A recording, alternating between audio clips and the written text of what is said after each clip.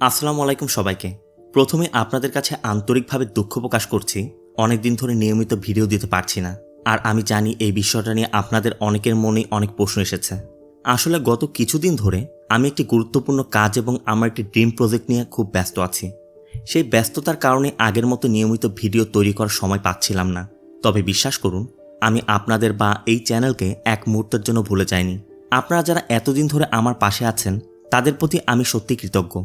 আপনাদের ভালোবাসা আর সমর্থনই আমাকে সবসময় নতুন কিছু করার সাহস দেয়। আমি চেষ্টা করব ব্যস্ততার মাঝেও, নিয়মিত না হলেও অন্তত মাঝে মধ্যে আপনাদের জন্য নতুন নতুন ভিডিও নিয়ে আসতে। তাই কেউ নিরাশ হবেন না, হাল ছেড়ে দেবেন না। আমি আছি, ইনশাল্লাহ আগের মতোই আপনাদের পাশে থাকব এবং আরও কন্টেন্ট নিয়ে আসার চেষ্টা করব। সবশেষে আপনাদের ভালোবাসা, দোয়া এবং সমর্থন সবসময় আমার সঙ্গে রাখবেন। খুব শিগগিরই আমার ড্রিম প্রজেক্ট সম্পর্কেও আপনাদের সঙ্গে সুখবর শেয়ার করব। তো আর কথা না বাড়িয়ে চলুন আজকের মুভির এক্সপ্লেনেশনটি শুরু করা যাক। মুভির শুরুতে আমাদের জানানো হয় 1600 সালে ইস্ট ইন্ডিয়া কোম্পানি ভারতে এসেছিল। তারা মূলত ভারতে ব্যবসা করতে এসেছিল। প্রথমে তারা কেরালা এবং তামিলনাড়ুতে আসে। সেখানে তারা ব্যবসার পাশাপাশি নিজেদের ধর্ম অর্থাৎ খ্রিস্ট ধর্ম এবং ক্যাথলিক শিক্ষা ও ধর্মীয় প্রথাগুলো কেরালা ও তামিলনাড়ুতে ছড়িয়ে দেওয়ার চেষ্টা করতে থাকে। দেখতে দেখতে ইস্ট ইন্ডিয়া কোম্পানি ভারতের উপর দখল প্রতিষ্ঠা করে ফেলে। এরপর 1880 সালে বিদ্রোহ শুরু হয়। সেই সময় খ্রিস্টান পুরোহিতের ছদ্মবেশে কিছু জু প্রিস্ট কেরালা এবং তামিলনাড়ুতে ঢুকে পড়ে। তারা সেখানে উইচক্রাফট এবং কালো জাদুর চর্চা শুরু করে। তাদের শিক্ষা ছিল একেবারে আলাদা এবং ভীষণ ডার্ক। আসলে তারা প্রকৃত অর্থে কোনো জু প্রিস্টই ছিল না, বরং তারা ছিল শয়তানের উপাসক। আর এই বিষয়টির বিরোধিতায় খ্রিস্টান পুরোহিতরা তাদের বিরুদ্ধে দাঁড়িয়ে যায়। এই জু প্রিস্টের নেতা ছিল ফার্নান্দেস, আর তার সবথেকে বিশ্বস্ত সঙ্গী ছিল আর্মেলিয়াস, যে একজন তরুণ পুরোহিত। তারা নিজেদের বাকি অনুসারীদের নিয়ে তামিলনাড়ু এবং কেরালার প্রত্যন্ত গ্রামগুলোতে গিয়ে নিজেদের শিক্ষা ছড়িয়ে দেওয়ার পরিকল্পনা করে। সেই গ্রামগুলোর নাম ছিল অস্থিনাপুরাম, কুল্লুকোজি এবং মিট্টাকারাই। ফার্নান্দেসের শিক্ষাগুলো অনেকটাই ওই গ্রামের মানুষদের মধ্যে ছড়িয়েও পড়েছিল, কিন্তু সে তার ধর্মীয় শিক্ষাকে আরও অনেক বেশি ছড়িয়ে দিতে চেয়েছিল। আসলে সে ডার্ক ম্যাজিককে আরও বেশি বিস্তার করতে চাইছিল। আর সেই কারণেই সে আর্মেলিয়াসকে সঙ্গে নিয়ে ম্যালেশিয়াস ম্যাগনাস নামে একটি বই লিখেছিল, যা ছিল ডার্ক আর্টসের একটি বই। সেই বইটি ব্যবহার করে সে নিজের শিক্ষাকে আরও ব্যাপকভাবে ছড়িয়ে দেওয়ার পরিকল্পনা করে। বইটির মধ্যে এমন এক শক্তি ছিল যার সাহায্যে মৃত মানুষকেও আবার জীবিত করে তোলা সম্ভব ছিল। এছাড়াও এত আরও অসংখ্য ভয়ঙ্কর শক্তির কথাও উল্লেখ ছিল। কিন্তু দুর্ভাগ্যবশত ওই বইটি ব্যবহার করার আগে ফার্নান্দেস মারা যায়।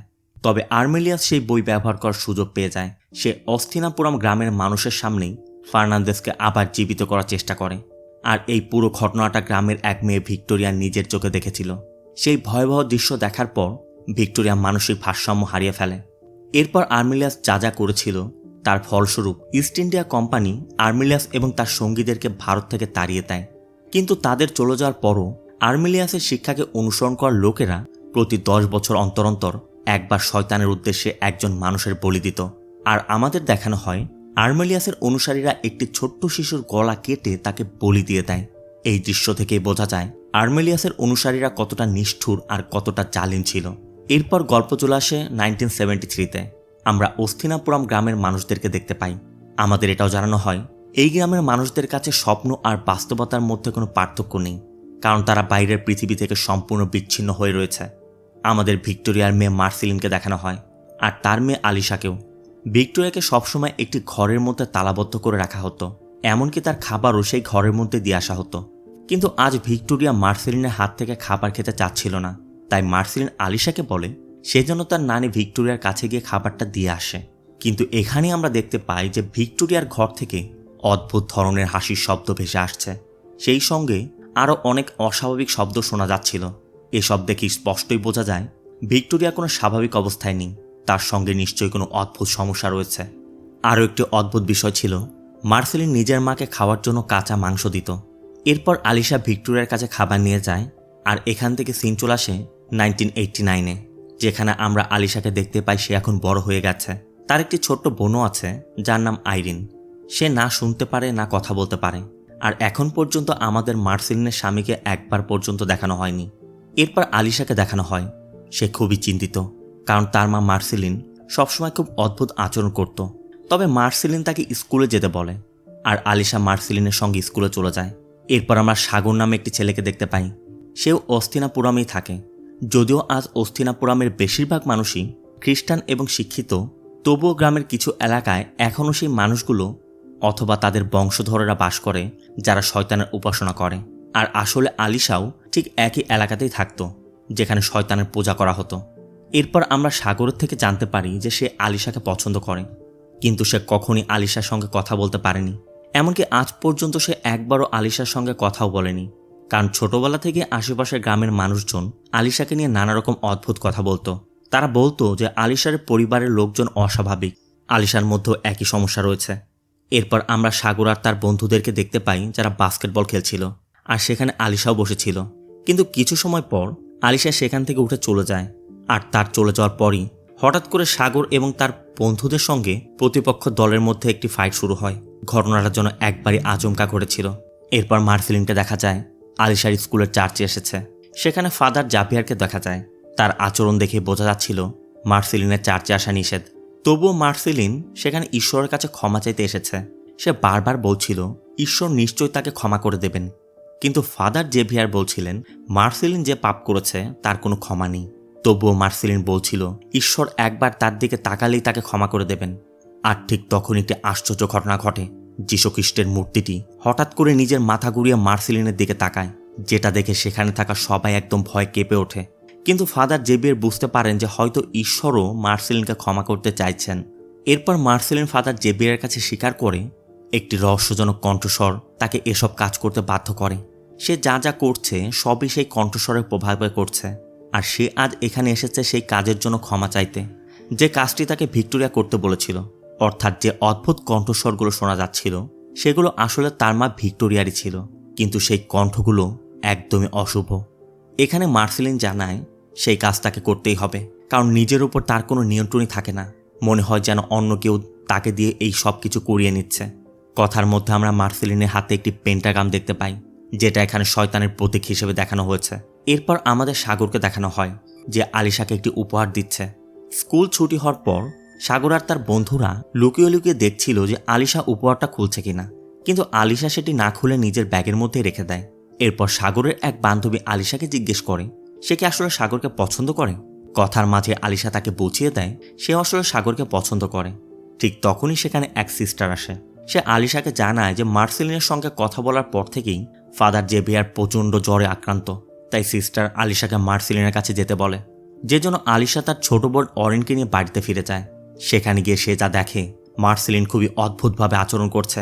কখনো বলছে সে মানুষের আঙ্গুল কেটে ফেলতে চায়, আবার কখনো বলছে দাঁত উপড়ে ফেলতে চায়, আবার হঠাৎ করেই একবার স্বাভাবিক আচরণ করতে শুরু করে, যে জন্য আলিশা তার মা মার্সেলিনকে বাড়িতে যেতে বলে। কিন্তু মার্সেলিনের প্রতিবেশীর সঙ্গে কিছু কাজ ছিল, তাই আলিশা তাকে বাড়ি যেতে বলে নিজে প্রতিবেশীর বাড়িতে চলে যায়। আর সেখানে গিয়ে দেখে দরজার উপর রক্তের দাগ, এমনকি বাড়ির ছাদের উপর ঝুলন্ত অবস্থায় একটি কাটা আঙ্গুল দেখতে পায়। এই দৃশ্যটি দেখে আলিশা ভয়ে আতঙ্কে সেখান থেকে দৌড়ে বাড়িতে চলে আসে। আর বাড়িতে ফিরে দেখে তার ছোট বোন অরিন খুবই ভয় পেয়েছে, কারণ মার্সেলিন রান্নাঘরের মধ্যে ছুরি দিয়ে একটি আঙ্গুল কাটার চেষ্টা করছিল। আলিশা দ্রুত তাকে থামিয়ে দেয়।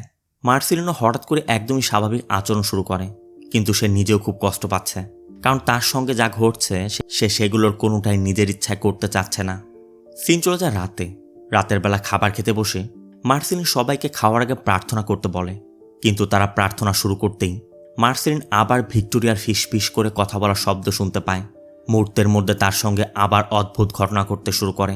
সে একদম অস্বাভাবিক আচরণ করছিল, যেটা দেখে আলিশাও খুব ভেঙে পড়ে, কারণ সে তো চাইছিল তার মা যেন আগের মতো স্বাভাবিক হয়ে যায়।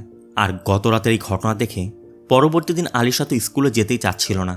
মার্সেলিন তখন তাকে বলে সেই জন্য মার্সেলিনকে ঘরের মধ্যে তালাবদ্ধ করে চলে যায়, কারণ সে নিজেও জানে না কখন সে বাড়ি থেকে বেরিয়ে যাবে বা কি ভয়ঙ্কর কাজ করে বসবে। এর জন্য আলিশা স্কুলে যেতে চাচ্ছিল না। প্রথমে আলিশা অবশ্য রাজি না হলেও মার্সেলিনের জোরাজুরিতে শেষ পর্যন্ত সে মার্সেলিনকে ঘরের মধ্যে তালাবদ্ধ করে স্কুলে চলে যায়। আর স্কুলে পৌঁছানোর পর থেকেই আলিশার সঙ্গে একের পর এক অদ্ভুত ঘটনা ঘটতে শুরু করে।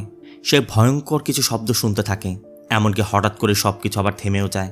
এমন ঘটনা তার সঙ্গে প্রায়ই ঘটত, আর এই কারণে সবাই তাকে অদ্ভুত মেয়ে বলে মনে করত। এদিকে আমাদের দেখানো হয় যে আলিশার গ্রামের এক দম্পতির মেয়ে, যার নাম অ্যাঞ্জেল, হঠাৎ করে নিখোঁজ হয়ে গেছে। তাদের সঙ্গে অদ্ভুত সব ঘটনা ঘটছিল, যেমন তারা ঘরের ভেতর থেকে আবার বাইরে থেকেও নিজেদের মেয়ের শব্দ শুনতে পাচ্ছিল। হঠাৎ করে চারিদিকে অন্ধকার নেমে আসে। সেই দম্পতি নিজের বাড়ির ভেতরে যেন আটকা পড়ে যায়।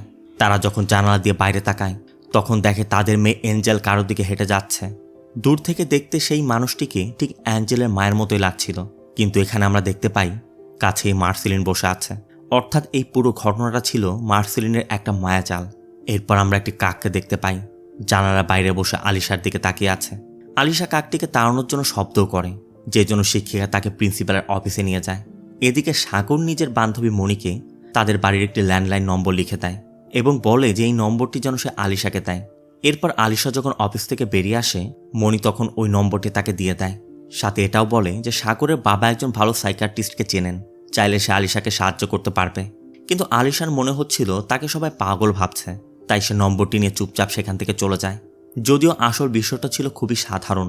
সাগর শুধু আলিশার সঙ্গে কথা বলতে চেয়েছিল। গ্রামে ফিরে আলিশা দেখে যাদের মেয়ে এঞ্জেল নিখোঁজ হয়েছে সেই দম্পতি ভীষণ কান্নাকাটি করছে, আর সেই দম্পতির স্ত্রী আলিশাকে দোষারোপ করছিল যেন এই সব কিছুর জন্য আলিশাই দায়ী। আলিশা তার ছোট বোন আরিনকে নিয়ে বাড়িতে ফিরে যায়। সেখানে গিয়ে দেখে বাড়ির বাইরে তালা লাগানো, আর মার্সেলিন এখনও ঘরের ভেতরেই আছে, তবে তার অস্বাভাবিক আচরণ এখনও থামেনি। এরপর রাতের খাবারের সময় মার্সেলিন আবারও আলিশাকে প্রার্থনা করতে বলে, আর আলিশা যখন প্রার্থনা শুরু করতে যাবে হঠাৎ পুরো বাড়ির বিদ্যুৎ চলে যায়। ঠিক তখনই ভেতর থেকে ভিক্টোরিয়া চিৎকার করতে শুরু করে, কারণ তার খুবই ক্ষুধা পেয়েছে। তখন মার্সেলিন আলিশাকে ভিক্টোরিয়ার জন্য খাবার দিয়ে আসতে বলে, তবে আলিশা যখনই ভিক্টোরিয়ার জন্য খাবার নিয়ে ওঠে তখনই বিদ্যুৎ চলে আসে। অর্থাৎ এখানে যা কিছু ঘটছিল সবকিছুর উদ্দেশ্য ছিল প্রার্থনাটাকে বন্ধ করা। তো এরপর আলিশা একটি বাটিতে কাঁচা একটি ডিম নিয়ে ভিক্টোরিয়ার ঘরের বাইরে রেখে আসে। ফিরে এসে দেখে অরিন মেঝেতে বসে আছে, একদম ভয় কাঁপছে। টেবিলের পাশে তার মা মার্সেলিনও নেই। আলিশা তখন খুঁজতে শুরু করে, আর কিছুক্ষণ পরই দেখে মার্সেলিন একটি দরজার আড়ালে দাঁড়িয়ে নিজের দাঁত নিজেই উপড়ে ফেলছে। আপনাদের নিশ্চয় মনে আছে এর আগেও সে অদ্ভুত আচরণ করতে করতে বলেছিল তার ইচ্ছা করছে কারো দাঁত উপড়ে ফেলতে বা কারো আঙ্গুল কেটে দিতে, আর এখন সে দুটো কাজই নিজের সাথে করছে। প্রথমে সে নিজের আঙ্গুল কাটার চেষ্টা করেছে, আর এবার দাঁত। ঠিক তখনই বাড়ির সব জিনিসপত্র আপনা আপনি পড়ে যেতে শুরু করে। এসব দেখে আলিশা ভয়ে একদম হতবাক হয়ে যায়। তবে এর মধ্যে হঠাৎ করে মার্সেলিন অজ্ঞান হয়ে পড়ে। আলিশা তখন তার ছোট বোন অরিনকে বলে যে কাউকে ফোন করে যেন ডাকে।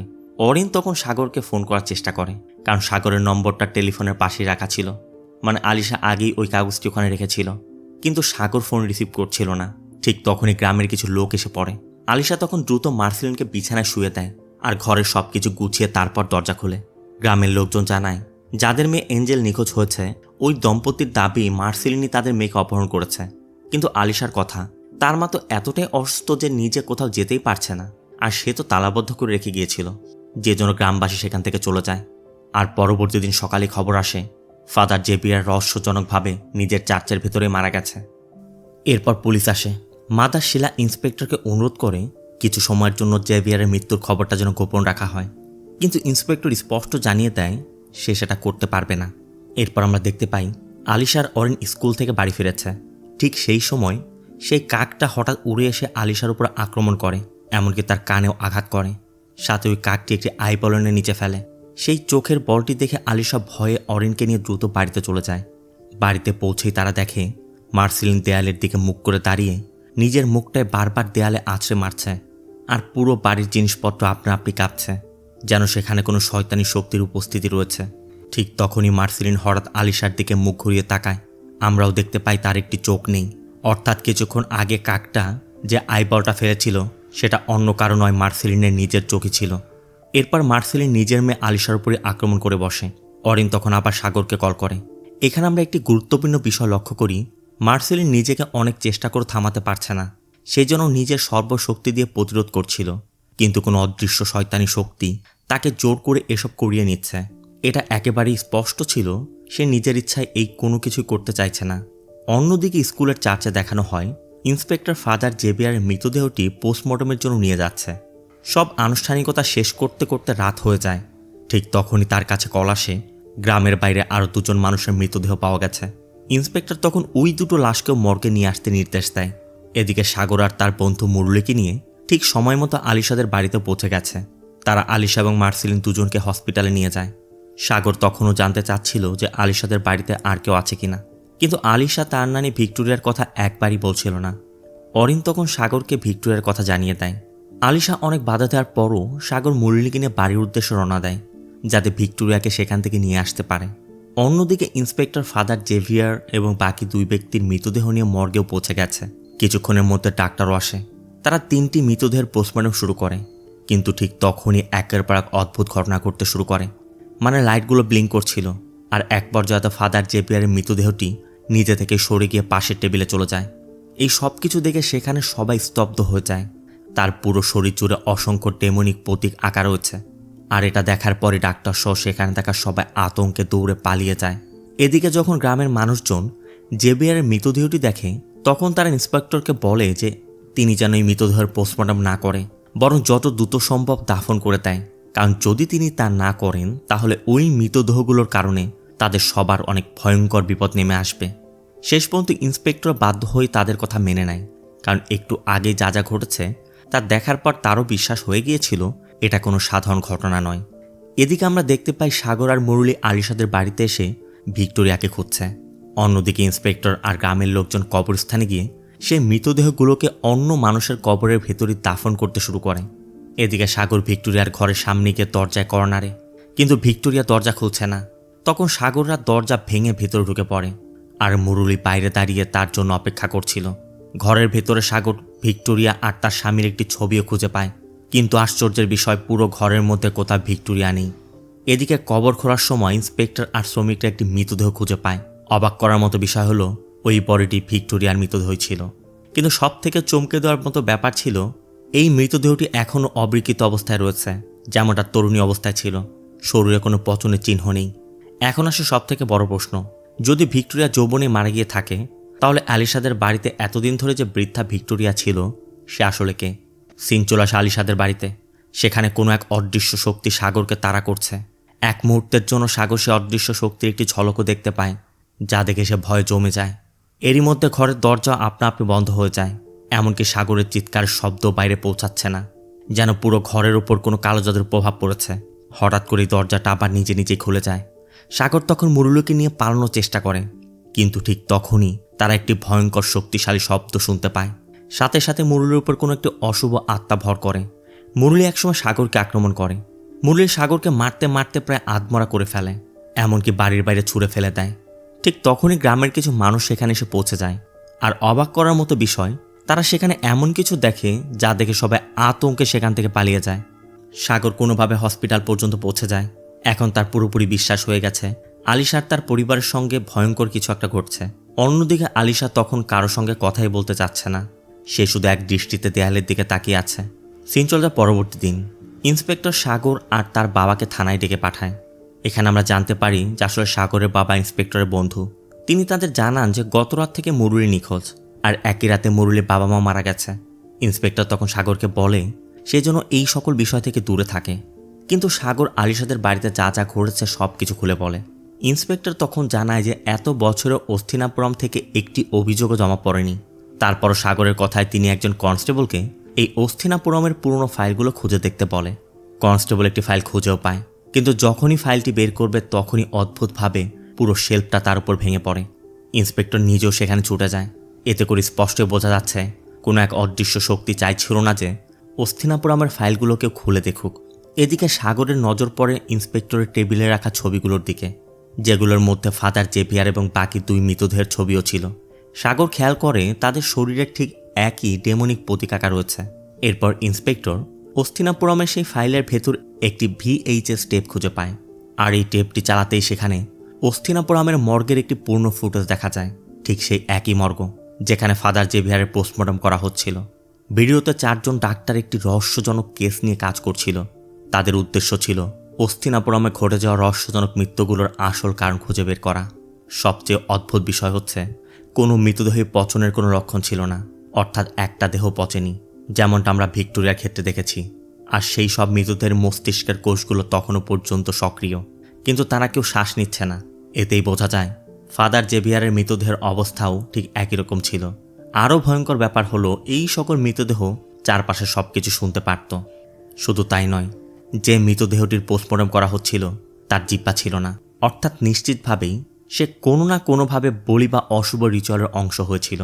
এরপর হঠাৎ করে মর্গের ভেতর একের পর এক ভয়ানক ঘটনা ঘটতে শুরু করে। লাইটগুলো জ্বলতে নিভতে থাকে, মর্গে রাখা সব মৃতদেহ আপনা আপনি নড়তে থাকে। এসব দেখে ডাক্তাররা ভয়ে আতঙ্কিত হয়ে পড়ে, কিন্তু তারা চাইলেও বের হতে পারছিল না, কারণ মর্গের দরজাগুলো সব বন্ধ হয়ে গিয়েছিল। আর ঠিক এখানেই ওই টেপটি শেষ হয়ে যায়। তো এরপর ইন্সপেক্টর তার বন্ধু অর্থাৎ সাগরের বাবাকে বলে তিনি যেন সাগরকে এই পুরো বিষয় থেকে দূরে রাখে, কারণ এই ঘটনাগুলো মোটেও সাধারণ নয়। কিন্তু এরপর আমরা দেখতে পাই যে সাগর স্কুল এসেছে, সে মুরলিকে খুঁজছে। অন্যদিকে মাদার শিলা কিছু জিনিস পুড়িয়ে ফেলেছে। এরপর হঠাৎ মুরলিকে দেখানো হয় তার হাতেও ঠিক একই রকম ডেমনিক প্রতীক আঁকা ছিল। সেই স্কুলের ছাদ থেকে লাফ দেয়। দুর্ভাগ্যবশত অ্যাম্বুলেন্স পৌঁছানোর আগেই তার মৃত্যু হয়। তবুও নিশ্চিত হওয়ার জন্য তাকে হসপিটালে নিয়ে আসা হয়, যেখানে ডক্টর সাগর আর তার বন্ধুদের জানিয়ে দেয় মুরলি আর বেঁচে নেই। এদিকে আমাদের দেখানো হয় মাদার শিলা মার্সেলিনের কাছে এসেছে। তিনি তাকে সতর্ক করে বলে যে মার্সেলিন যাই করুক না কেন তিনি তা হতে দেবেন না। এরপর মাদার শিলা চলে যাচ্ছিল, কিন্তু ঠিক তখনই মার্সেলিন তার হাত চেপে ধরে।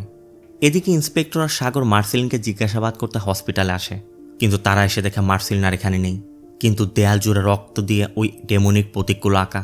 এটা দেখে তারা ধারণা করে হয়তো মার্সেলিন মারা গেছে, তাই তারা মর্গে মৃতদেহ খুঁজতে যায়। সেখানে টেবিলের উপর মুরলির মৃতদেহটি পড়েছিল, কিন্তু মার্সেলিনের মৃতদেহের বদলে তারা সেখানে মাদার শিলার মৃতদেহ দেখতে পায়। অর্থাৎ মার্সেলিনই তাকে হত্যা করেছে, কারণ শিলা তো মার্সেলিনকে আটকানোর চেষ্টা করছিল। এতেই পরিষ্কার হয়ে যায় হসপিটালের দেয়ালে রক্ত দিয়ে আঁকা ওই ডেমনিক প্রতীকগুলো মার্সেলিন নিজে এঁকেছে। এরপর সাগর পুরো বিষয়টি ইন্সপেক্টরকে জানায়। তারপর থেকে মার্সেলিনকে হত্যা মামলার আসামি হিসেবে খুঁজতে শুরু করা হয়। আমরাও দেখি মার্সেলিন মাদার শিলার পোশাক পরে স্কুলে এসেছে। সে অরিনের সঙ্গে দেখা করতে চাচ্ছে। তার শারীরিক অবস্থা তখন ভীষণ ভয়ানক, কিন্তু আশ্চর্যের বিষয় অরিন তাকে একটুও ভয় পাচ্ছে না। মার্সেলিন মিষ্টি কথায় অরিনকে বুঝিয়ে নিজের সঙ্গে বাড়িতে পর্যন্ত নিয়ে যায়। এদিকে সাগর এবং ইন্সপেক্টর যখন স্কুলে পৌঁছায় তখন পর্যন্ত মার্সেলিন অরিনকে নিয়ে সেখান থেকে চলে এসেছে। ইন্সপেক্টর আর সাগর কয়েকজন কনস্টেবলকে নিয়ে আলিশাদের বাড়িতেও যায়, আর সেখানে গিয়ে তারা অরিনকে খুঁজে পায়। কিছুক্ষণ খোঁজাখুঁজির পর বাড়ির ভেতরে মার্সেলিনকেও পাওয়া যায় এবং সঙ্গে সঙ্গে তাকে গ্রেপ্তার করা হয়। এরপর ইন্সপেক্টর কনস্টেবলদের পুরো বাড়িটি তল্লাশি করার নির্দেশ দেন, কিন্তু ঠিক তখনই ভেতর থেকে একের পর এক গুলির শব্দ ভেসে আসে। শব্দ শুনে ইন্সপেক্টর ভিতরে ঢুকেই দেখে সব কনস্টেবল একে অপরকে গুলি করে হত্যা করেছে। আর যে ঘরে তারা ছিল সেই ঘরের চারিদিকে অসংখ্য কাটা আঙ্গুল ঝুলছিল। আপনাদের নিশ্চয় মনে আছে যে তার মানুষের আঙ্গুল কেটে ফেলতে ইচ্ছা করছে।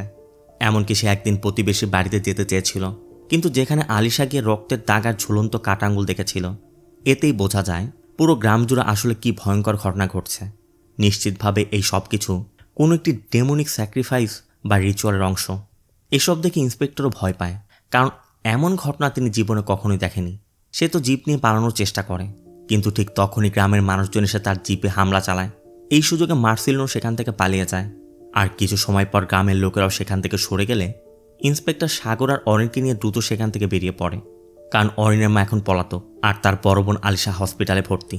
তাই ইন্সপেক্টর সিদ্ধান্ত নেয় আপাতত অরিন সাগরের বাড়িতেই থাকবে। সাগর আর তার বাবা অরিনকে নিজের বাড়িতে নিয়ে যায়, কিন্তু সেই রাতে সাগর কিছুতে ঘুমাতে পারছিল না। যখনই সে চোখ বন্ধ করছে তখনই সে মার্সেলিনকে দেখতে পাচ্ছে। চারিদিক থেকে এক অদ্ভুত চিৎকারের শব্দ শুনতে পাচ্ছে। শব্দের তীব্রতা এতটাই অসহনীয় ছিল, সাগর একসময় ছুরি দিয়ে নিজের কানের পর্দা পর্যন্ত ফাটিয়ে দিলে সে অজ্ঞান হয়ে পড়ে। এরপর তার পরিবারের লোকজন তাকে হসপিটালে নিয়ে যায়। হাসপাতালে সাগরের সঙ্গে আলিশার দেখা হয়, কিন্তু আলিশা তখনও একটি কথাও বলছে না। সাগর লক্ষ্য করে আলিশার বালিশের পাশেও ঠিক একই রকম ডেমনিক প্রতীক আঁকা রয়েছে। এই বিষয়টা সাগর ইন্সপেক্টরকেও জানায়। সাগরের ধারণা ছিল গ্রামের সব মৃত্যু আর এই ভয়ঙ্কর ঘটনাগুলোর সঙ্গে আলিশা আর মার্সেলিনের কোনো না কোনো যোগসূত্র রয়েছে, কারণ ফাদার জেভিয়ারের মৃত্যুর পর থেকেই গ্রামে একের পর এক মৃত্যু শুরু হয়েছে। আর মৃত্যুর আগে শেষবার তার সঙ্গে দেখা করতে গিয়েছিল মার্সেলিনি। এরপর তারা প্রথমে ফাদার জেভিয়ারের বাড়িতে যায়। সেখানে একটি বইয়ের ভেতর সাগরের একটি পুরনো ছবি খুঁজে পায়, যেই ছবির মধ্যে ফাদার জেভিয়ারের সঙ্গে কয়েকজন ডক্টর ছিল। ছবির পিছনে তাদের নামও লেখা রয়েছে। সম্ভবত এরা সেই 4 জন ডক্টর যাদের আমরা আগে VHS টেপের মধ্যে দেখেছিলাম।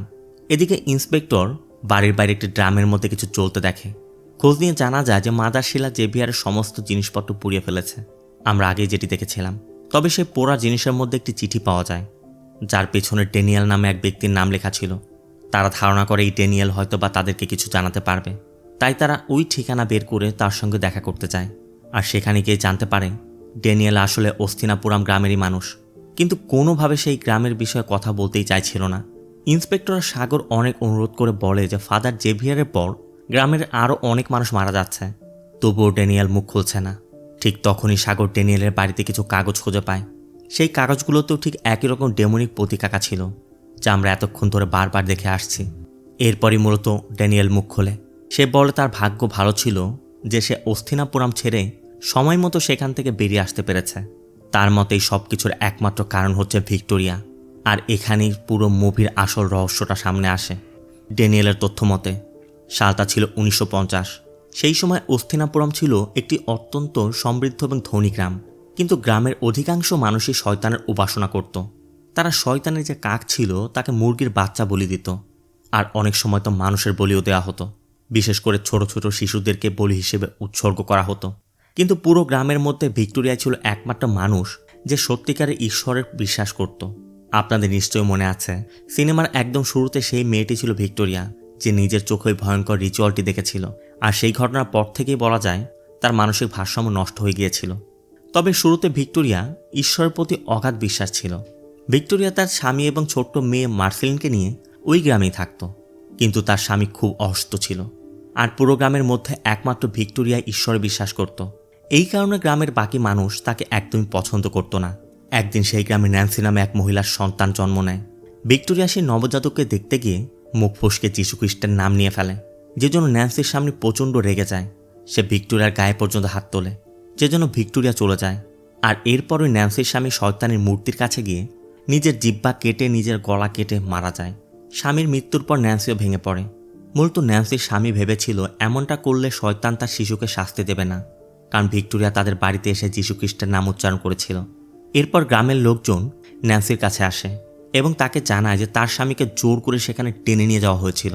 সে ইচ্ছা করে এগুলো করেনি। তারা তখন প্রিস্টের কাছে যায়।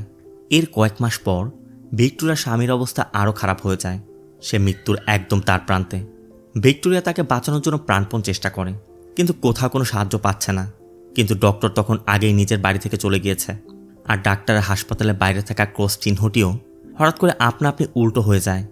এর মাধ্যমে এটাই বোঝাচ্ছিল ভিক্টোরিয়ার ধীরে ধীরে ঈশ্বরের উপর নিজের বিশ্বাস হারিয়ে ফেলছে।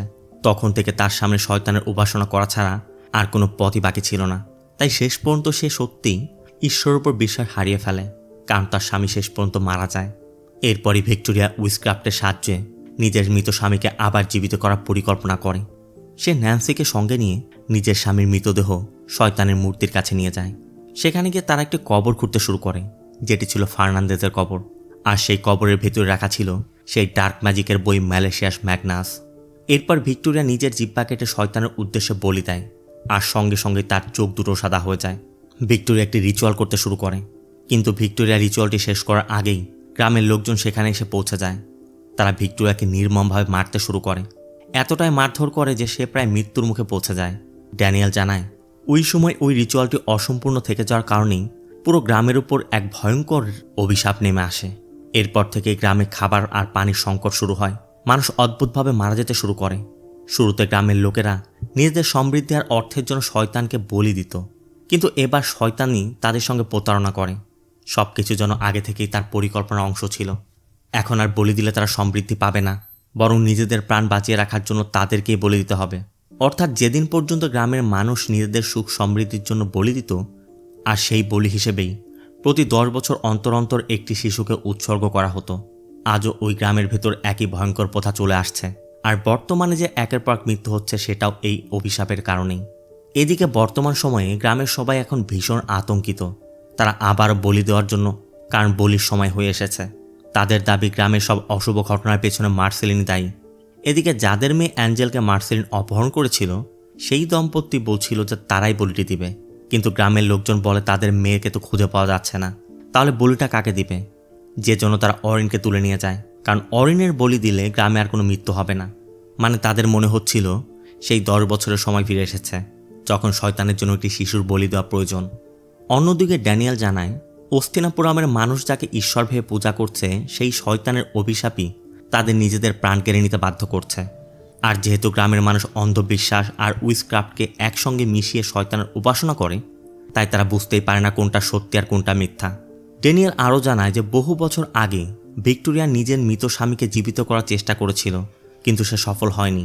তাই এখন সে মার্সেলিনকে ব্যবহার করে নিজের স্বামীকে জীবিত করতে চায়। আর যেদিন থেকে গ্রামের লোকেরা সেই রিচুয়ালটি ভেঙে দিয়েছিল সেই দিনই সে অভিশাপের জন্ম নিয়েছিল। সেই অভিশাপের কারণেই প্রতি 10 বছর অন্তর অন্তর মানুষ মারা যায়, আর তখন গ্রামের লোকেরা একটি শিশু বলি দেয়। ড্যানিয়েল সাথে একটি গুরুত্বপূর্ণ তথ্যও জানায়।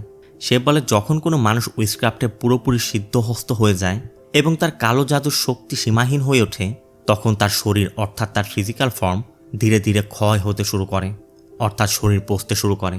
এমনকি একসময় সে অদৃশ্য হয়ে যায়।